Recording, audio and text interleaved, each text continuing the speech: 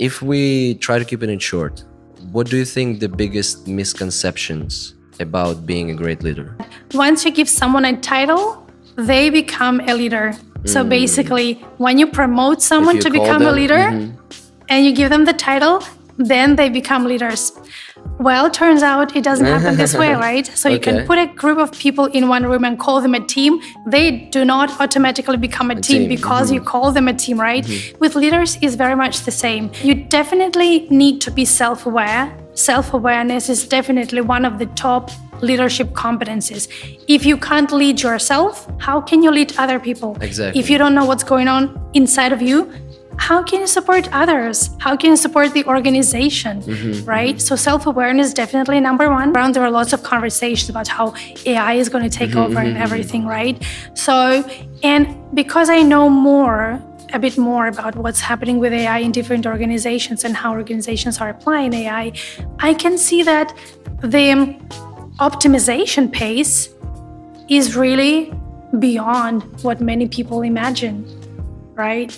And of course, it's not about losing your job to an AI, but it's about Coexist and cooperate. coexisting, exactly, integrating AI into your work and adding value on top of what AI can do. And I think all this transformation in general creates some stress and anxiety.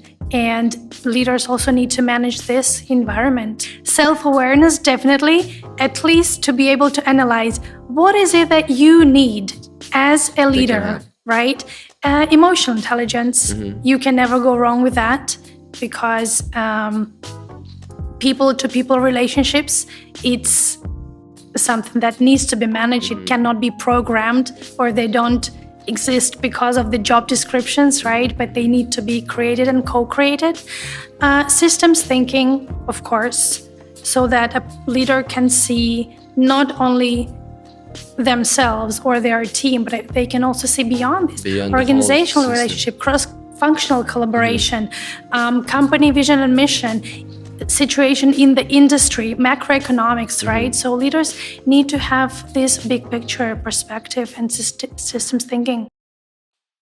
Hello, everyone. Welcome to the Say It Slow podcast. This is your favorite host, Jay. Today we have an amazing guest, Luba, coach, trainer, facilitator.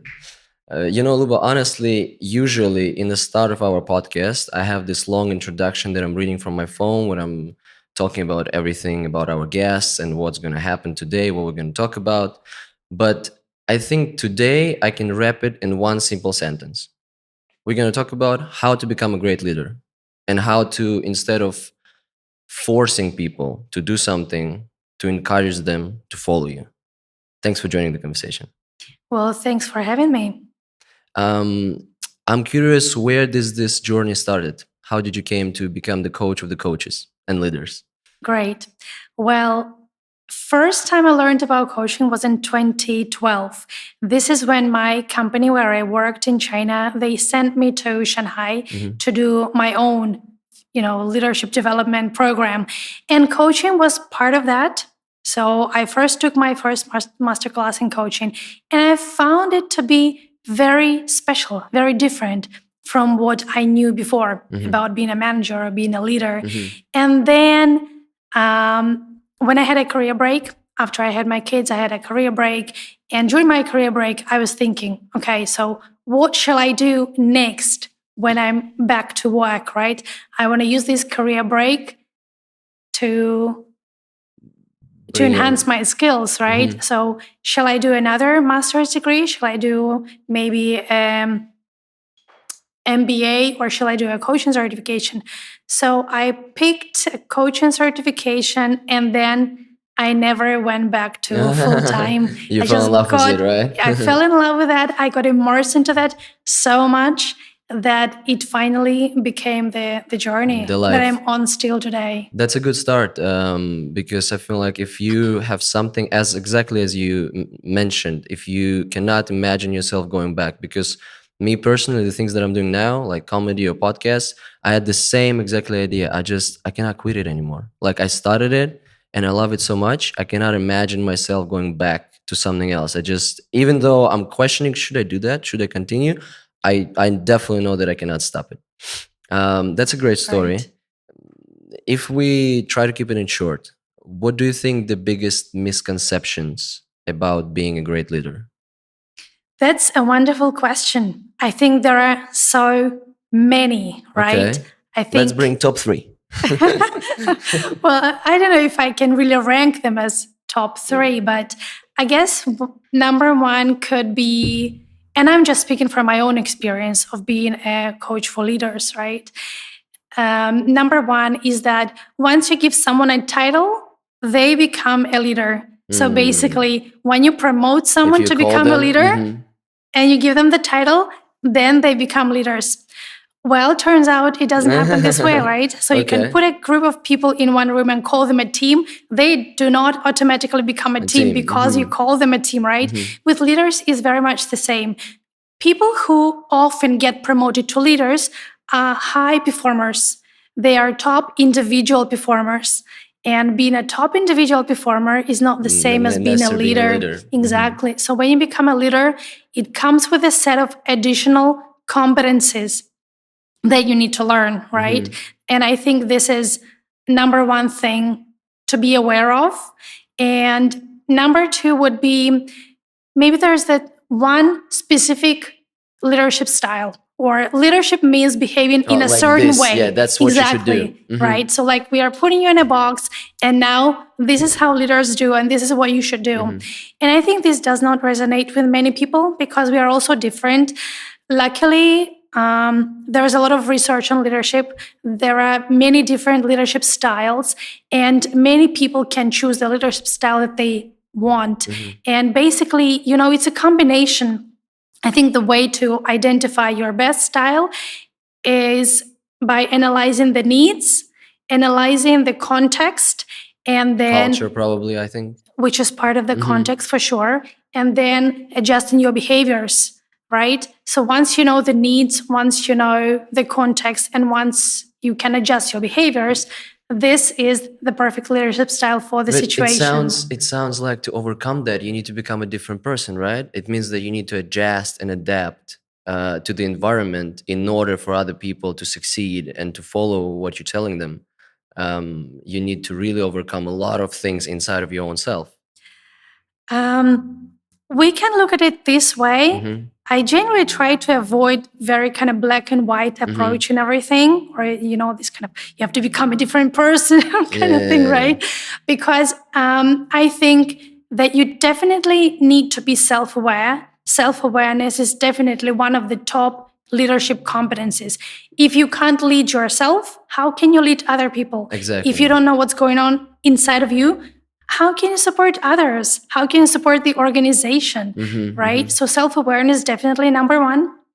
And transformation and further development for sure, right? We can't, the world is changing so fast.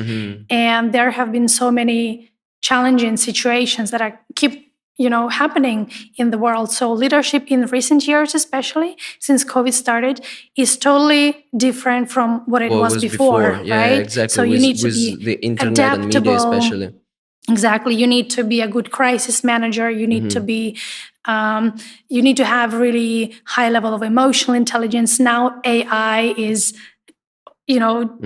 taking over many routine tasks, and there is some stress and anxiety around that, and leaders need to manage that You mean the situation as anxiety well. inside the team, for example, that I might lose my job, but my boss probably will stay here.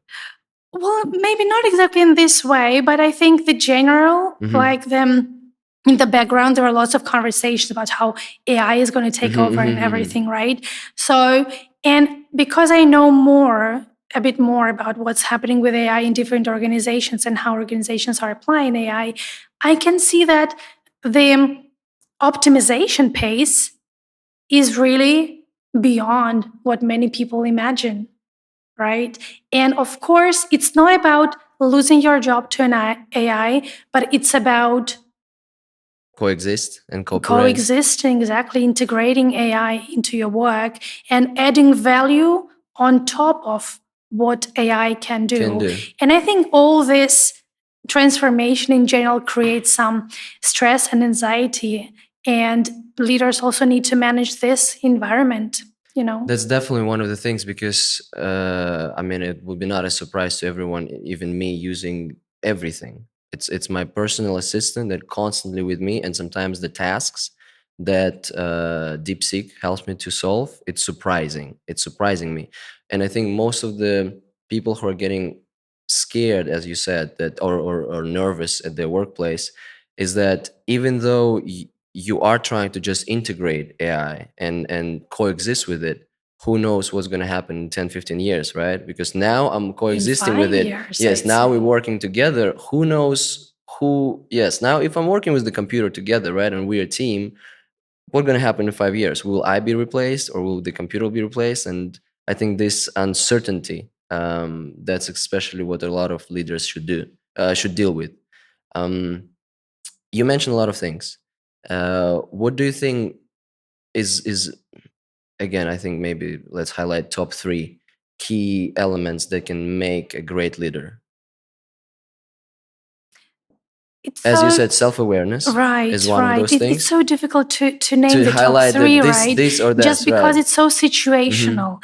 And I don't think that we can really create formulas. And as a coach, I'm so much against fixed formulas, right? Because that means that someone will listen to this podcast, And so that's what I and should they'll do. exactly, That's and what I they should take it as do. a recipe, and this is what they'll be doing. It may not help them, right? Because it may not be applicable to their situation. So I guess self-awareness, definitely, at least to be able to analyze what is it that you need as a They can leader, help. right? Emotional intelligence, you can never go wrong with that, because people to people relationships, it's something that needs to be managed. It cannot be programmed, or they don't exist because of the job descriptions, right? But they need to be created and co-created.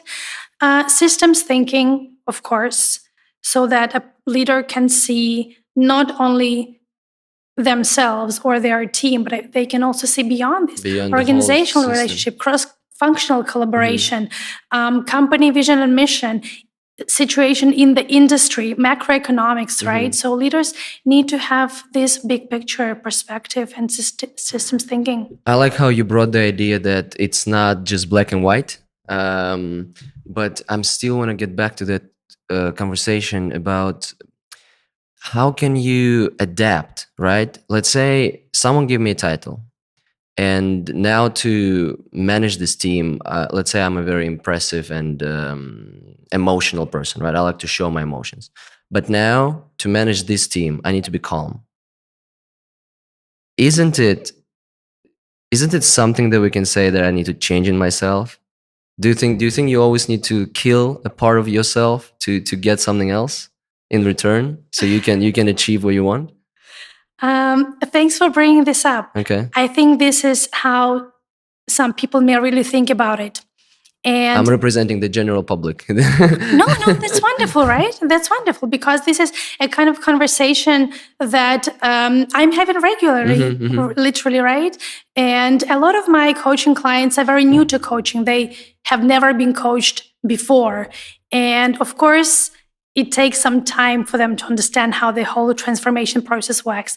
So basically what happens, coaching happens in the gap between A and B. Right? Where A is your current situation, how you are right now and what you do right now, and B is where you need to get, right? So apparently you feel, I say you because you brought up the context, right? So with your permission, I'll say you. So you feel there's a gap to be bridged. So you want, say, to bridge this gap. So you think, okay, currently I'm this kind of person, and it works great when I'm an individual contributor. When I become a leader, perhaps I can't do this anymore. So I need to be something else, right? I need to be B. Exactly. So I need to change something. So there's a gap. So what do we usually do in coaching? First of all, we explore really how much of this is a real need and how much of this is a perception. So when you say you need to change, how do you know you need to change? Who tells you need to change? Or it's right? my perception. Have you been given this feedback that you need to change? right? Is this objective? Have you maybe received your 360 results and then all the respondents think you need to change? Okay. Then it makes sense. Maybe you're good enough. Maybe you don't need to change. I think that's the first point that we'll be exploring, right? How valid is this perception, right? Then we might measure it. Okay, so if you think you need to change from A to B, what exactly is this journey, right? So what exactly needs to be changed? And for that purpose, and when you change and you become a different kind of person, what will happen then? How will this different person be a better leader than what you are now, right? So, and we are asking all these questions as coaches to avoid any unnecessary, changes that a person may think they have to do, whereas they might not need to do them at all. To prevent the problem before it's even started. Right. And then it's not about kind of killing your, the old you, right? I guess as you're on the journey of self-discovery and self-transformation, if you really practice changing your behaviors, you will transform. So it's not about killing the old you. It's about evolving or transformation, or it's about metamorphosis where you can no longer be the person that you were, right? Just because you grew up, you evolved in a certain way, right? And of course, in order to make this transformation more sustainable, we always make sure that we support the person in changing in their own way. So I'm not telling you, okay, this is how you need to change, and this is what you do exactly, right? Because that's my way that may not resonate with you. And then what might happen is that you might have resistance. And if you get resistance, it's not going to go well, right? So we want to avoid all these obstacles, really. So it's more like integrating. I have some qualities in me. And actually, my extroverted qualities, my emotional qualities, they can be a great part of my leadership style. Exactly. Is that I understand now that I'm evolving to my next point. These are not the only qualities that I can use. So these qualities are great, but I need something else, right? So it's more about integration and evolution. That's how it goes in life in general, right? Because if you're always the same person, you know how you meet someone and they're like, oh, you changed so much. I'm like, yeah, we haven't met in 5 years. Of course, it makes sense, right? It makes sense because you're growing, your life's changing, you're gaining experiences, you know more things.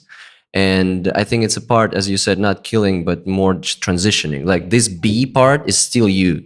Just it's the next version of it. Totally, right. Just the next version of it.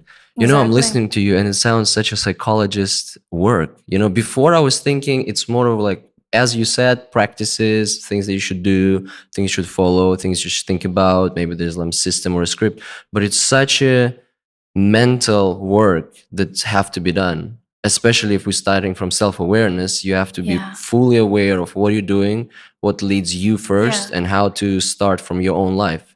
Yeah, that. Now I understand when you said, because before we started the podcast, I said just coaching, and you said, "Oh, just is coaching is already enough." Yeah, now I see it's way more work that I was thinking. And that's a personal transformation for every coach practitioner as well, right? Because we are on a learning journey that never ends, just because we need to hold all this complexity that our clients bring to us and support them, and also maintain this supportive space. So that's a lot of energy. Do you feel overwhelmed usually? Is it because I heard this theory that psychologists, when they have a lot of sessions with their clients, they actually go to other psychologists to sort of get off the.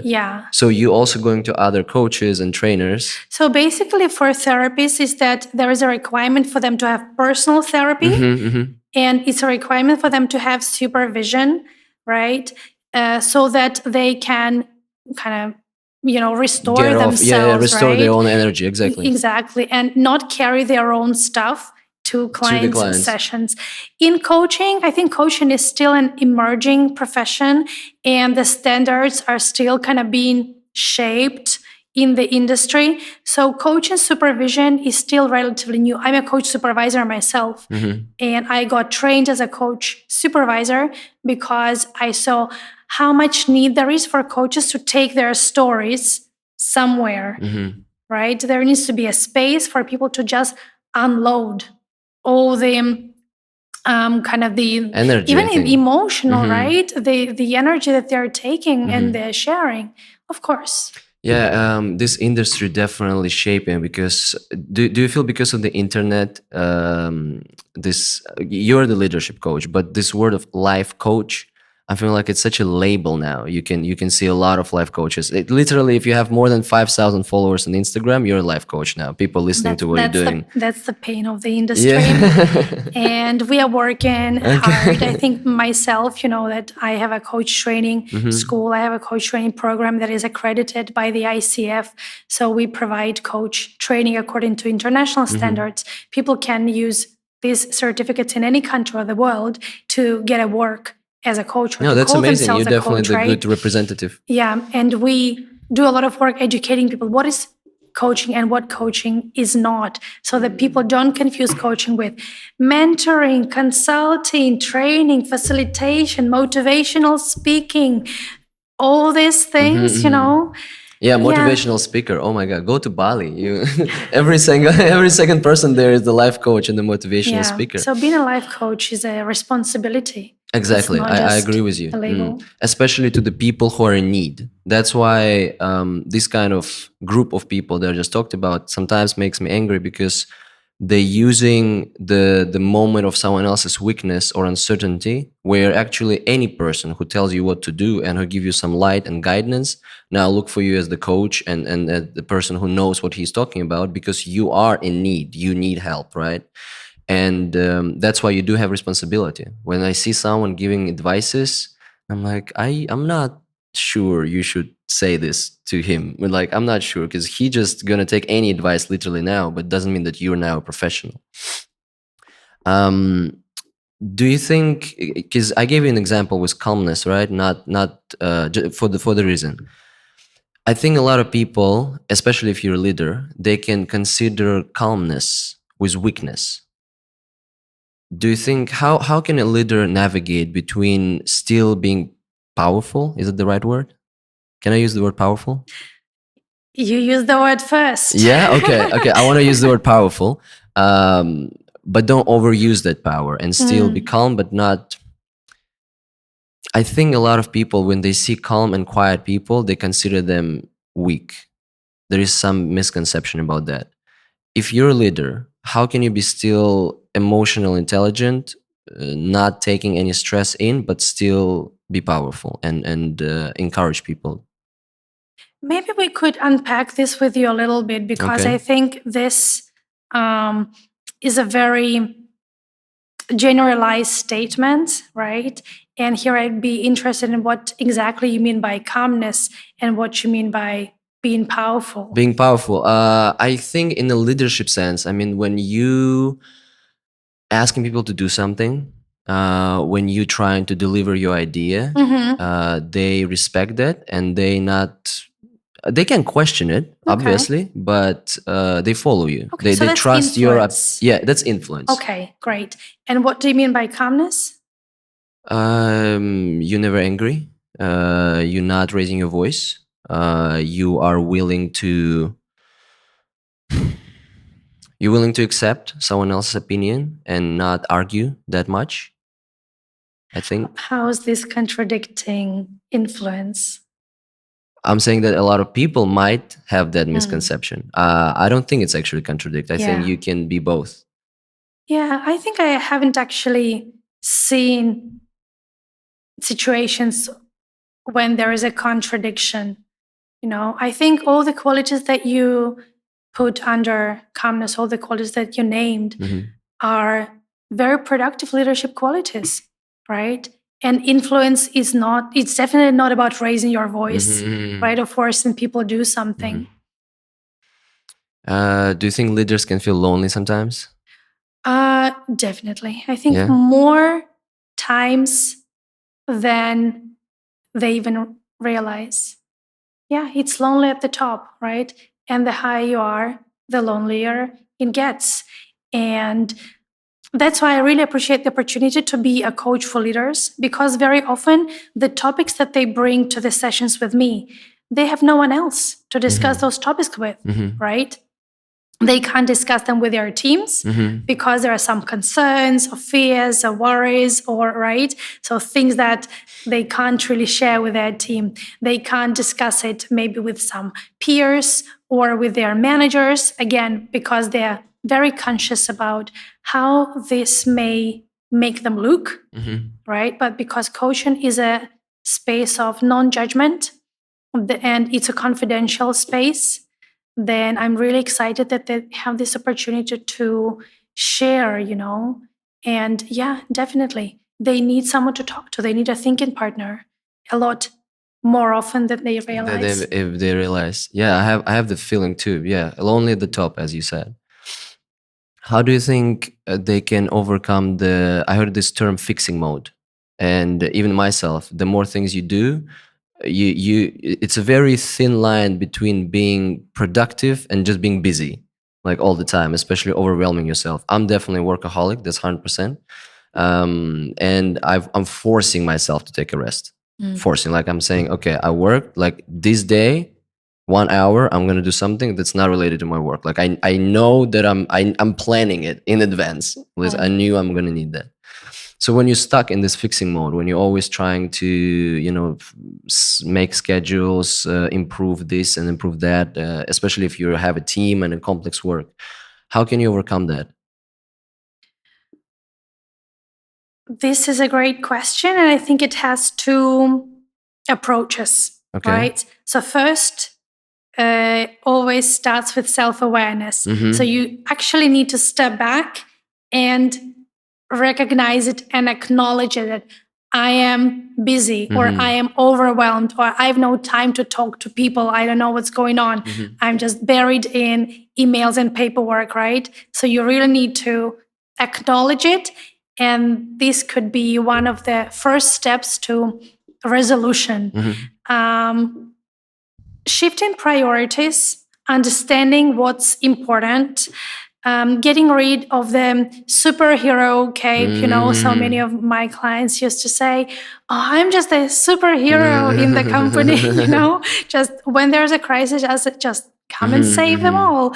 And again, is this the best application of your talents and capabilities as the leader, right? Are you delivering the maximum value by being busy?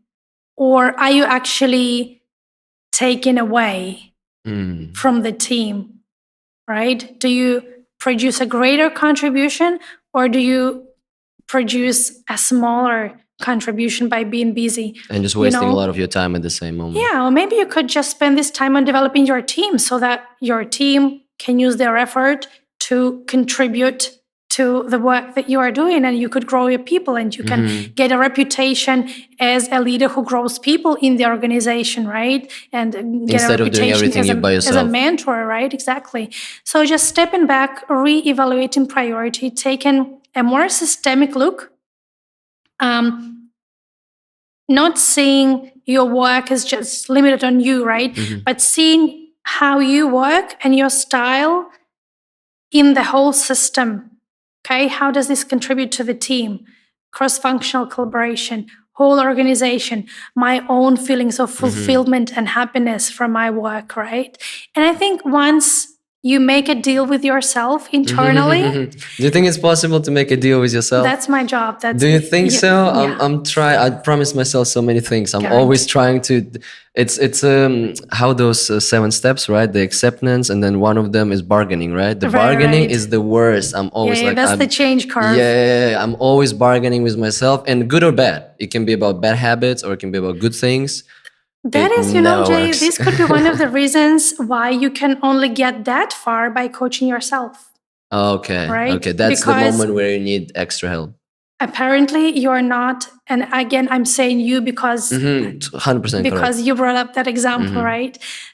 So if someone's getting stuck, it means that they don't see something another pair of eyes can see. And that's Mm. why people choose to work with a coach. I think a lot of it come to fear, right? You fear of change, or as you said about the superhero mode, just fear maybe of losing the face. Especially when you get to some point already, and you earned it, you worked, you deserved it, and now you're scared to lose it.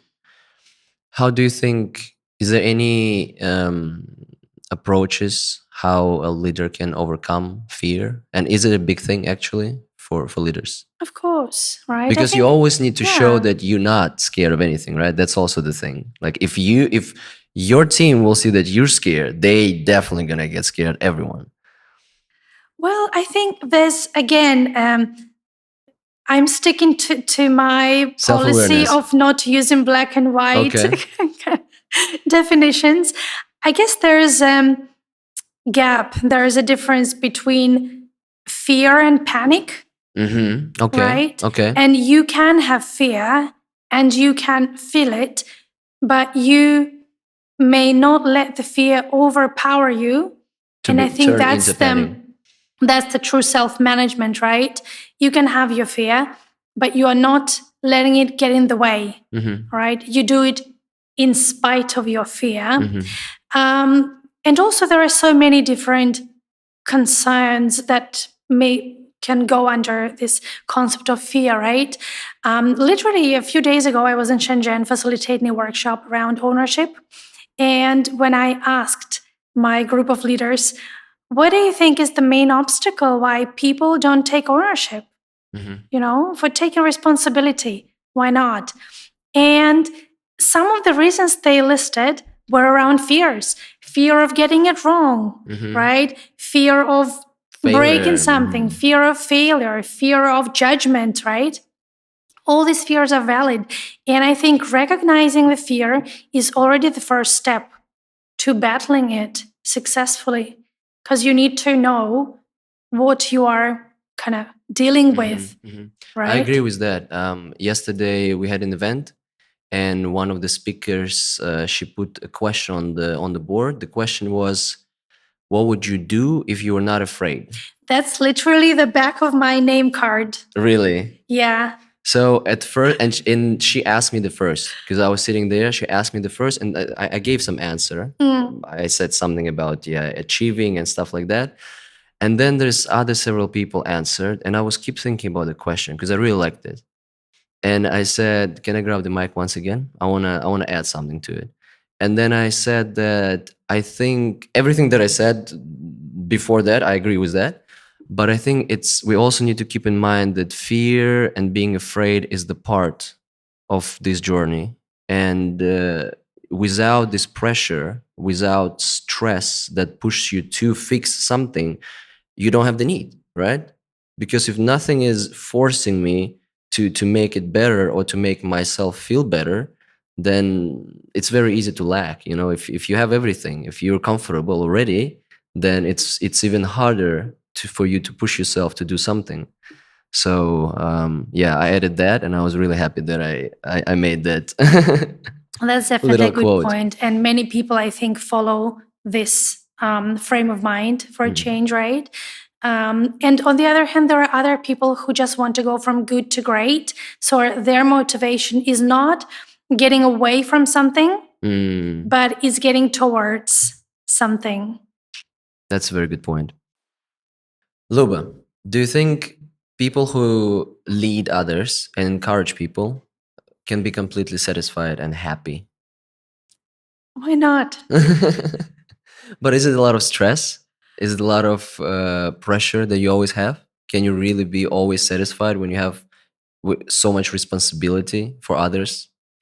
Well, I think it's managing this responsibility and managing your stress, right? Okay. You can still enjoy it, but we can say this about all and every work, right?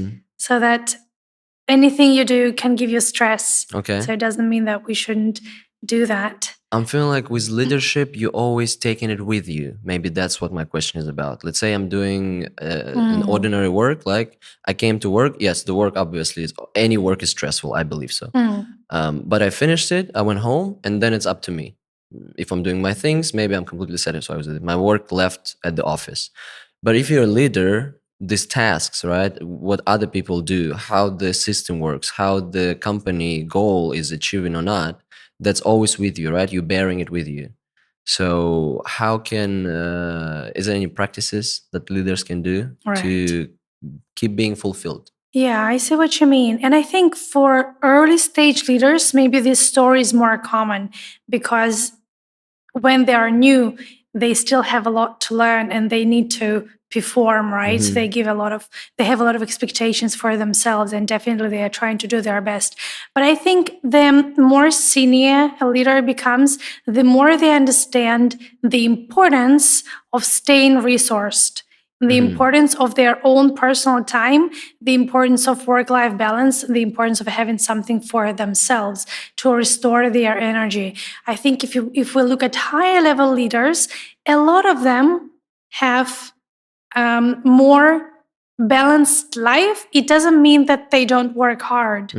It means that they don't forget about other parts that resource them, right? Because otherwise, it's a straight path to burnout, and then nobody benefits from this, right? So I think accepting the idea that you do have to take care of yourself and that you do have to put this time in your calendar. For example, when I have coaching sessions with leaders and they say, oh, this is the only hour of my week where I can actually relax, right, and think about what I do, This is me. not be in the action mode all the time. And we often intentionally schedule some strategy time somewhere in like a maybe 2 hour slot on Mondays or whenever is the best day, so that a person can have some quiet time to work on the big picture and long-term priorities, not only fighting fires all the time. So yeah, I think it's all about your energy management. It's again self-awareness, right? And it's understanding the importance of a more kind of holistic being. That's why morning is my favorite time. Morning is my favorite time. That's the time when no one disturbs. That's the time when just me, my coffee, my breakfast, and my own thoughts. Yeah. It's quiet. Phone is not calling. I have enough time to do my things. And yeah, morning is absolutely amazing. Yeah, morning is absolutely amazing. What about you?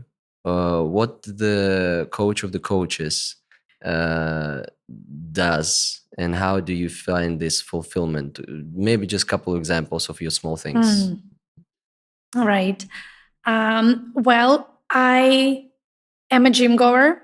I Okay. really make sure that I get my 3 workouts per week, and I cycle right. to the gym and back. So I have my cardio It's everything. I believe it's as everything. well.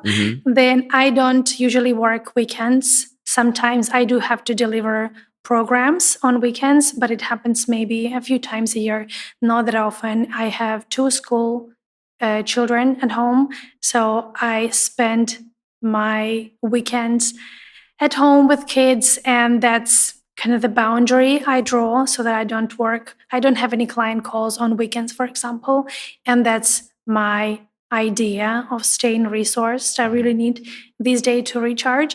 I don't have client calls on Monday either, because Monday is the first day of the week when I can set up everything for the coming week for all sorts of clients and programs. Yeah, so I just block off my calendar the specific times that I don't Time for mean to myself. work. Yeah, that's time for myself. You keep bringing this word resourced. Can you unpack that, please? What does it mean? That's Keep being resourced. I love your active listening.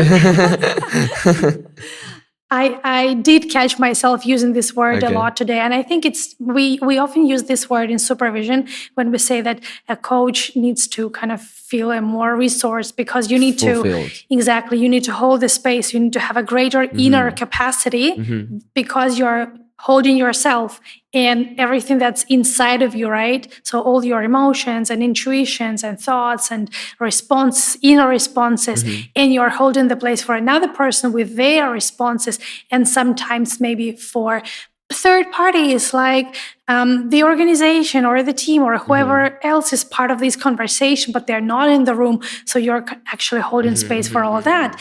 And that takes energy, right? Especially I'm the advocate of a relational approach in coaching and using your whole self, which means that I don't usually coach with set techniques. So I don't take my clients through set techniques, but I actually use a lot of myself, my inner responses, my emotions, my own intuitions It should or create better somatic connection. awareness, right? Exactly, to ensure a better connection, and that also takes energy. So I think the idea of being resourced is to feel that your glass is full before you start sharing any of that. Yeah, I think that's important. You should have energy to give. You should recharge yourself in order to have the energy to absolutely. give. You can't pour anything out from the empty vessel. I don't know if you heard, but I'm doing comedy as well. And that's what I also feel there. If you're on stage and you want to give this happy energy to people who just came on the weekend, they don't know you, they don't really care, they came just to have fun. You also need to be fulfilled. You have this hole, and if it's completely empty, you have nothing else to give. You can say the same words, like my jokes, my material, exactly the same. But if I don't have this energy to give them, people can feel it. No, They can it feel it. totally And especially when resonates. you have It's the whole real. audience, 100 people sitting and watching you, you do need something that can always resource you out. And I like what you brought about exercising. Oh my God, this is 100%. I suggest it to everyone. It's very important part of your life. It not necessarily needs to be gym, because I think a lot of people are like, I need to sign up for the gym. I need to sign up for the gym. But anything, any physical exercise. And I come again to the point that it's some pressure. It's some stress that you give to yourself, to your body, to overcome that. And that's where you build your resilience.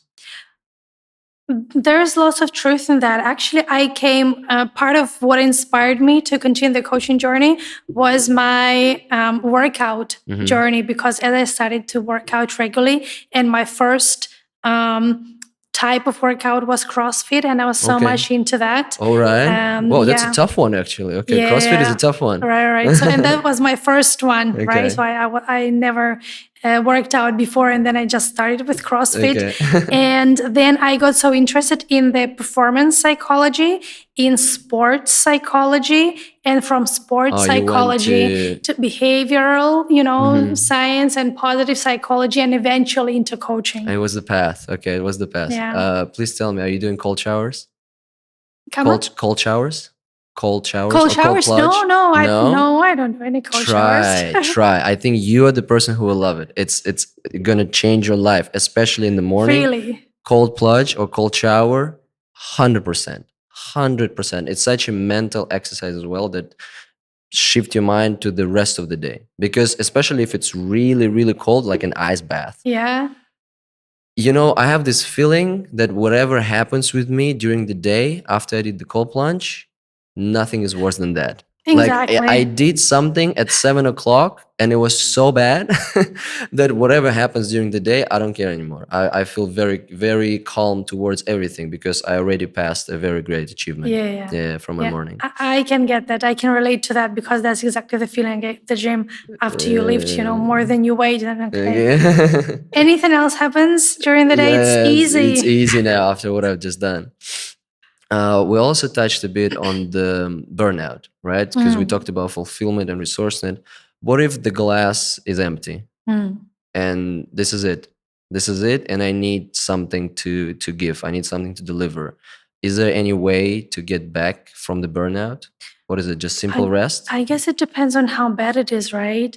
Because I think some people may not catch it early and they can take it to the kind of the extreme point, right? Okay. And at that point, I don't know, maybe a sabbatical, or they need like a really long disengagement from work to feel better, or maybe working with a therapist and work, kind of, I don't know, to see if the doctor can prescribe any medications or maybe some supplements to help their physical body feel better. But I think it's important to be catching early signs of burnout and really respect your need for rest and disengagement. It's always good to come back to your breathing. I think part of my training was in mindfulness. So I'm a certified mindfulness instructor. Although I don't do mindfulness practices, with clients, I think that was one of the most important pieces of my learning that really helped me understand in depth how our body, emotions, mind, presence work all together. And breathing to help you get rid of anxiety, to help you feel more grounded, can be a great exercise. Even if you spend a few minutes per day, you don't have to stay in a practice mode like for 30 minutes, right? Even 2-3 minutes of breathing, of daily mindfulness practice can really help you reset your brain. Yeah, breathing definitely can affect. I also noticed that if you start breathing like very fast, it can give you some can't say anxiety, but it's gonna lift your brain up a little Of bit. course, because your brain gets a signal that now we are in the chasing mode, right? Someone's chasing us and we've got to run away. So once you slow down your breathing, your body gets the signal that, okay, we are in a calm state. There are no threats. I can relax. And it's powerful. You also mentioned something about the early signs of burnout. Can we highlight at least some of them? Well, maybe procrastination Okay. can be an easy one, right? When Can you it be know you have burnout, to or can do someone can be something. just lazy? Procrastination is not at all about laziness. Procrastination is totally not about laziness. Procrastination always means that there is a psychological reason for it and there is some resistance. It can be fear, it can be anxiety, but yeah, most of the time something in that area, right? So there is some negative emotions, right? Some negative anticipations. I don't know, catastrophizing, generalizing, any cognitive distortions, but there could be an psychological reason underneath or an emotional signal. And that's why people are delaying, because they don't want to face it. They don't want to go in there, right? So if you're procrastinating and you know you have to do something, but you are delaying, right? This could be definitely a behavior to explore, right? That you have some resistance. And could the reason for this resistance be in your physical state, right? Or in your mental state? Do you Actually, need in the to physical state, I think it's a common one. I heard so many stories that literally people who get burnout at work, they start having health issues that they never had before, and then as soon as they quit the job, everything gets back to normal. I heard it happens sometimes with some people. I'm sure these stories take place. That's not exactly my part of expertise, so I'm not commenting on this. I don't want to mislead anyone because I don't have expertise on this, but I can very much believe this could be true. Do you think everything we talked about today, leadership, you think it's something people get born with, or it's something you can gain even if you have no potential whatsoever, that you can literally master it just through work, practices, self-awareness, and you can just finally understand how to do it? Or you should have some talent towards it to encourage people? Great. Or it's black and white again? Great question. You got it right. So you see, there are some qualities, there are some attributes that are commonly associated with leadership. There are a lot of them. So I don't want to limit to some 3, 5, or 10, right? Of course, if someone is, has inner predisposition, so they naturally have some character strengths around extroversion or courage and bravery or leading others or emotional intelligence or resilience. Of course, this path from A to B that we talked about today, it's going to be shorter for them, right? Because they already have sort of experience in it. Well, yeah, because maybe they're closer to this. And if this is the qualities they need in their leadership, they can already use them. But even if some leadership behaviors are at the bottom, it doesn't mean that you can't cultivate them, because the more behaviors you do that are associated with a certain trait, the more this trait shows up. I use strength-based interventions, and a lot of my clients take a strength-based assessment when we start coaching.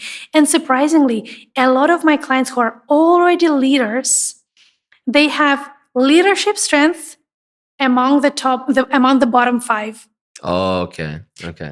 Which means that they lead with some other qualities. They could lead with some other qualities. Things, yeah. Strength-based intervention is like a test, right? Or something like that? Yeah. There is an assessment. It's an actually assessment. A free test anyone can take to find out their current ranking of character strengths. Okay. And then based on the current ranking and based on what you think you need to develop, we design this path. Okay, how can we move these strengths up?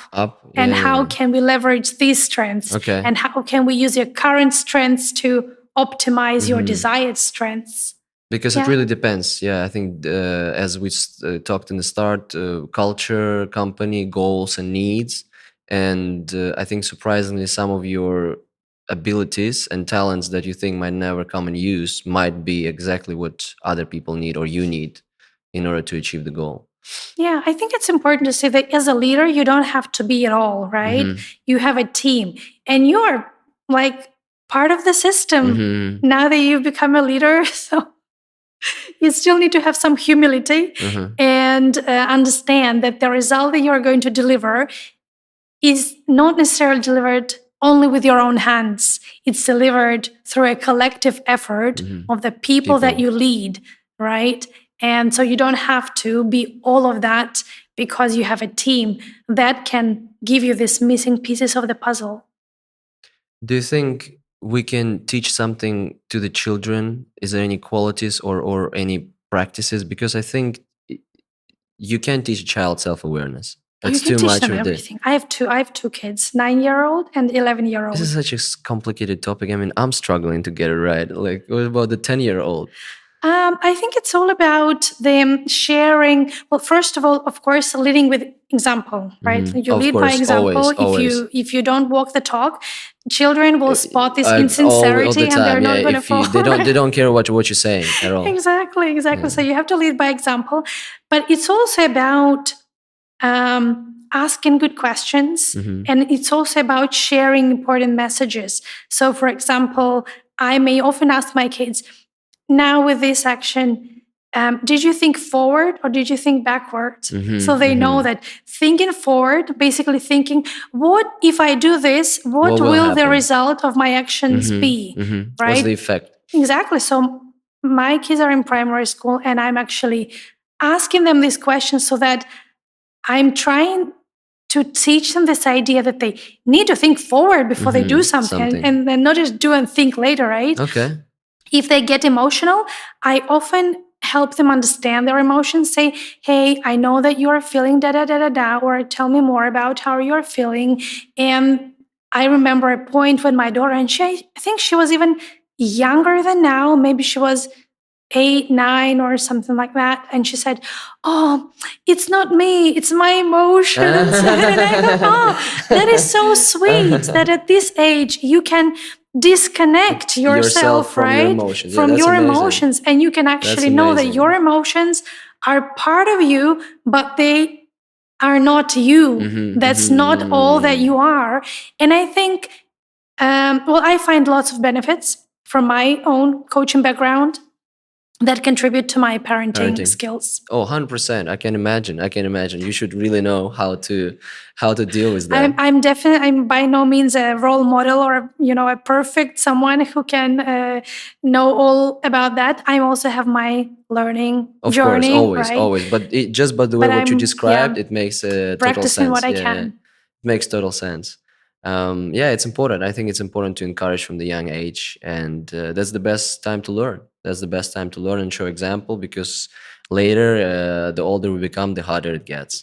Another very important thing is that many limiting beliefs are formed at younger age.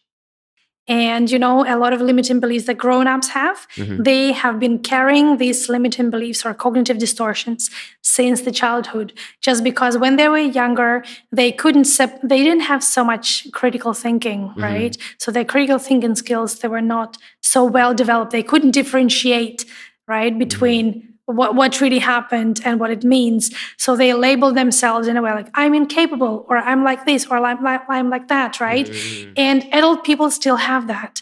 And I think another very helpful thing is when I hear my kids label themselves or say something about themselves, and I'm hearing that this could be a potential limiting belief. Okay, in the future. I catch it immediately. I help them reframe it so that they don't have this limiting belief embedded from the childhood. That's amazing. That's great. And I like how you're saying reframing and not to fix it. Reframing is the good word. Reframing is the good word.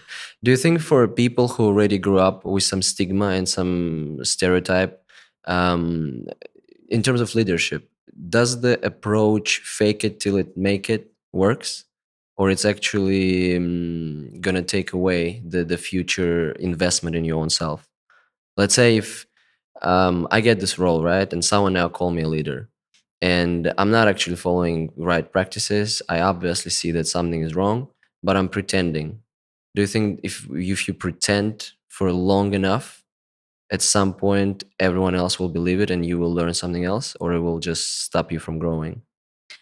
So when you started the question, you mentioned a specific case of someone probably with a very fixed mindset or a stigma. Right. And if it's a fixed mindset, this is super difficult to change, right? So before we start coaching someone, even in coaching, we have usually a discovery call, and we talk to a person and we probe, we see if coaching is a good intervention for them, if they are coachable, if they are willing to be coached, if they are willing to Coachable, change. so someone can be uncoachable.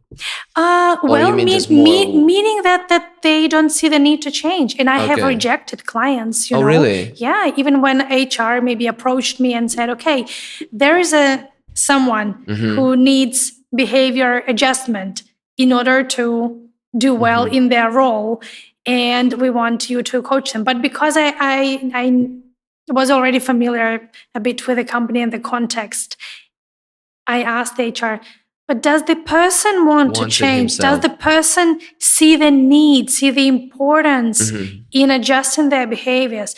Because if they don't, they're not going to collaborate, right? And then it's a total waste of energy, time, finances, resources, right? So it's about the willingness and readiness to change. You mentioned this the change curve, right, earlier, and we also have change cycle, a different model that is often very good to use to understand how ready someone is for change. And in this change cycle, we have the pre-contemplation stage. It's someone when it's when someone does not think they really need to change. I mean, everyone tells them, "Oh, you need to be different." Okay. I'm fine, right? And then there is contemplation stage, and contemplation stage is actually when a person gets this idea, "Oh, maybe they are right. Maybe I should change, really." Something. And then after that, there'll be the preparation stage, right? The preparation stage is when they're actually setting up the whole environment to support their change and they're getting ready. So if someone is at that pre-contemplation stage, they may not change, right? So again, going back to your question, if a person is willing to change, and if their strategy, if their temporary strategy is to fake it until they make it, on the condition that they're genuinely going to put in effort and make it and do it right eventually, I think in the beginning, the strategy may work. Okay, at the start. At the start, it may work. I mean, maybe when you were doing your first comedy, gig, 100%. I show you went confidence. out, right? Yeah, like I anyone know what would I'm not doing. Exactly, right? It's very common to feel new, and it's okay to be new at something, right? As long as you can project enough confidence and connect with the audience or with the team just enough for them to relate back to you, right? that may work. That's come But to if this. this transformation never happens, it will be super exhausting to fake Yeah, it. all the I can time, right? imagine. Yeah, all the time Yeah. pretending. It will Yeah. be so much. It will take so much of your emotional power as Exactly. well. It just won't be rewarding or fulfilling. And I don't know if people can. You have to be self-aware in order even to start getting coached, right? So even if everyone is telling you, unless you your own self did not realize that, okay, that's maybe the moment where I need to fix this and that, that's just not going to happen. You're not even going to start this journey. Of course. Yeah. And I had situations when someone gifted Mm. coaching, got a gift certificate. And I had a call with a person, and they were so, and I could see that there is no buy-in, right? So the person who is gifting thinks it's going to be good for them because they see something.